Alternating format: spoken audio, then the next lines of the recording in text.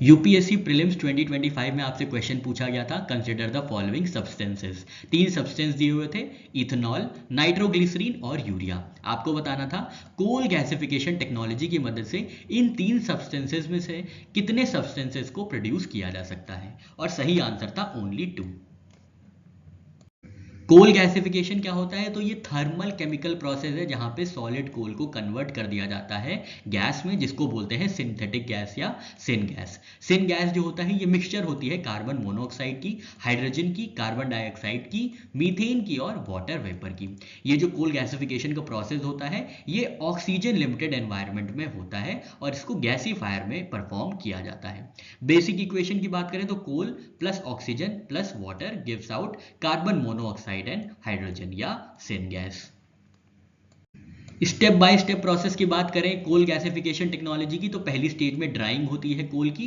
कोल को एकदम अच्छे से सुखाया जाता है, हीट किया जाता है टू रिमूव मॉइस्चर, तो एकदम मॉइस्चर फ्री कर दिया जाता है कोल को। सेकेंड स्टेज में पायरोलिसिस परफॉर्म किया जाता है, जो कि परफॉर्म किया जाता है 400 से 600 डिग्री सेंटीग्रेड में, जिसमें कोल जो होता है कोयला गर्म होकर टूट जाता है कार में, तार में और वोलेटाइल गैसेस में। ये जो वोलेटाइल कंपाउंड्स होते हैं इनको यूज किया जा सकता है और रिफाइन किया जा सकता है अदर पर्पसेस के लिए। और जो ये कार होता है ये सॉलिड कार्बन होता है जिसका गैसिफिकेशन थर्ड प्रोसेस में होता है।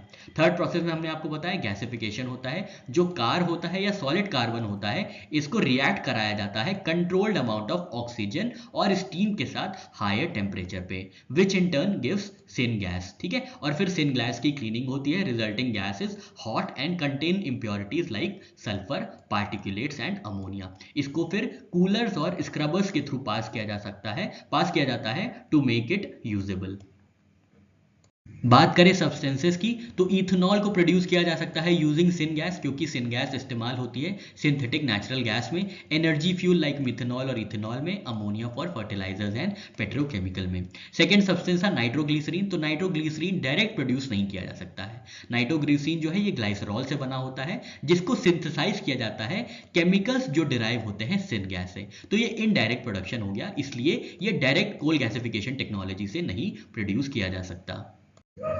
यूरिया जो कि थर्ड सब्सटेंस था इसको प्रोड्यूस किया जा सकता है using coal gasification technology. Urea जो है ये सिंथेसाइज होता है अमोनिया और कार्बन डाइऑक्साइड से, और जो ये अमोनिया होती है ये हेबर बॉश प्रोसेस की मदद से प्रोड्यूस की जाती है और यूज करती है हाइड्रोजन फ्रॉम सिन गैस। तो यूरिया प्रोड्यूस किया जा सकता है कोल गैसिफिकेशन टेक्नोलॉजी की मदद से, और coal gasification based fertiliser plant भी स्टैब्लिश किया गया है तालचेर ओडिशा में।